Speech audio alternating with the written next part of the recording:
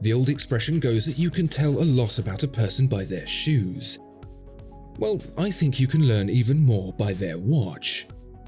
If shoes are like looking through the keyhole of someone's persona, spying little flashes of intrigue, the watch is a mainline jacked straight into the brain.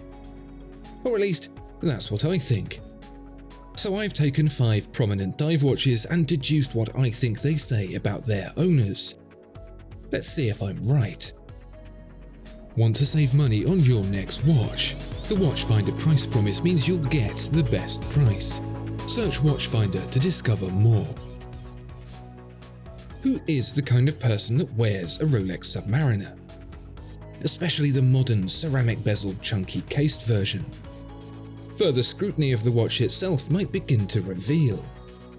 Counter perhaps to the reputation the watch has earned for being more popular than the Beatles, the Submariner is, when all's said and done, a pretty reserved piece of kit. When the shoutiest things about it are some bits of polished metal and ceramic, it's hard to say that it's the kind of watch worn by a show-off. There are plenty of better Rolexes and indeed watches for doing that. No, wearing a Submariner is different. Wearing a Submariner is like going to the same bar your dad went to and voting for the same people as he did. It's just what you do. I wouldn't say it was brainless. The opposite, in fact. It's steeped with tradition and feeling. Buying your first Submariner is a benchmark moment that, whilst it doesn't dish out points for individualism and imagination, doesn't mean those aspects are lacking.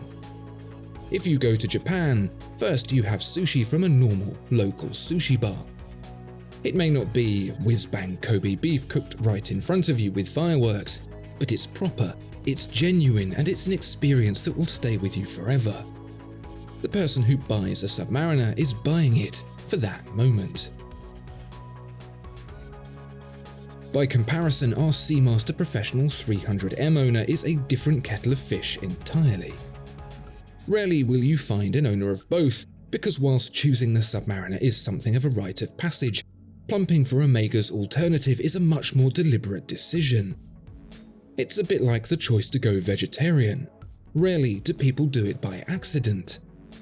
It's usually a very conscious moment that is not considered lightly. That's our guy. Okay, not specifically a vegetarian, but someone who takes a stand on the status quo. They haven't shaved their head and don't live up a tree, but they see things happening in front of them and prefer to carve their own way through.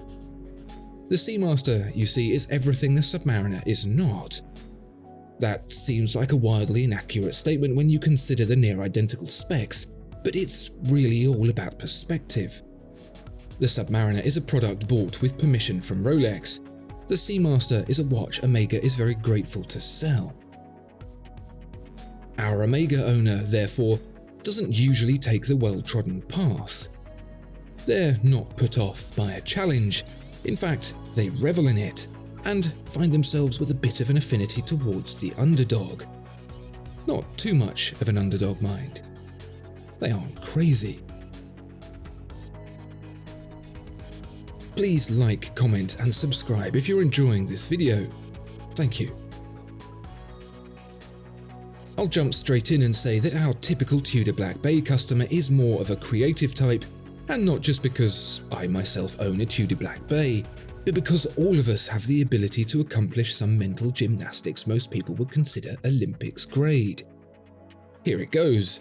A Tudor Black Bay owner can tell themselves with a straight face that their purchase not only matches its older Rolex sibling in performance terms, but even beats it.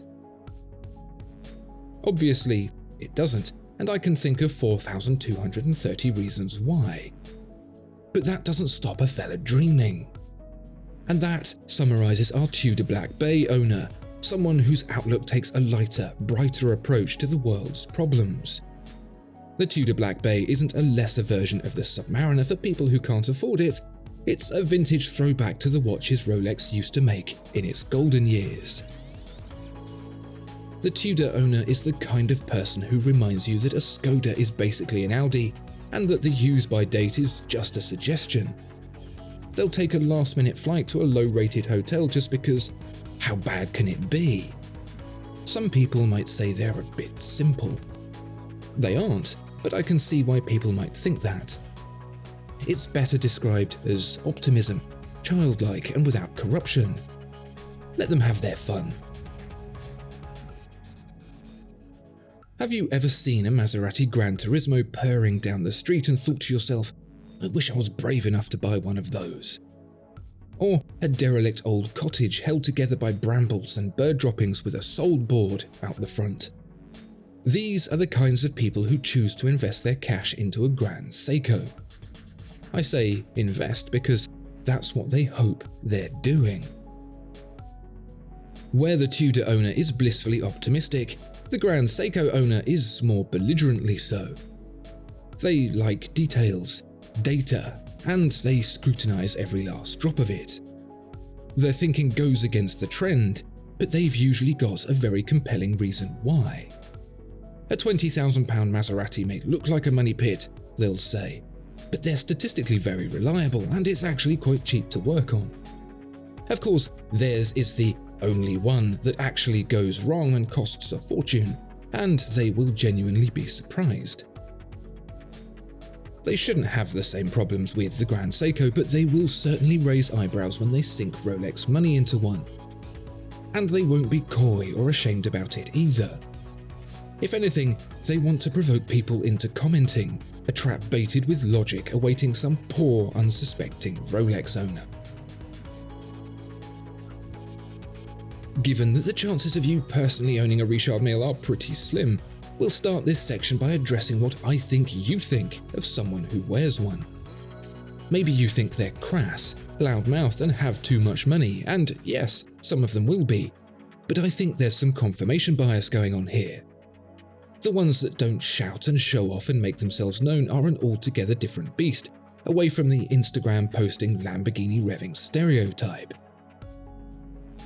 The person with a Richard Mille has already owned Rolex and Patek Philippe. They've already owned Porsche and Ferrari. They've slept in Claridge's, eaten at Nobu, and flown Emirates first class. They're the kinds of people who start a new business just to finance a racing career, who are sick of watching the action and want to be in the thick of it. If you've ever seen a race series that isn't F1, NASCAR, or IndyCar and wondered who's driving, it'll be a Richard Mille owner. Perhaps you might have deduced from this that a Richard Mille owner, therefore, has to be pretty clued up. So you might be wondering why on earth they choose a Richard Mille. Well, remember the infamous moment when Bill Gates thought a box of Rice-A-Roni costs $5? By the time you're looking at a Richard Mille, it doesn't matter. It's more about, after years of heritage this and tradition that, being something different, something new and something exciting. And that's what our Richard Mille owner is all about. Well, there you have it, my assessment of a range of owners of different dive watches. Of course, it was tongue-in-cheek, but nevertheless let me know how close or far I was and what your interpretation is. Let me know in the comments below. Discover more exceptional watches at Watchfinder. Thank you so much for watching this video. If you enjoyed it, please do consider giving it a like and subscribing to the channel. If there are any watches you'd like to see featured, please let us know in the comments below.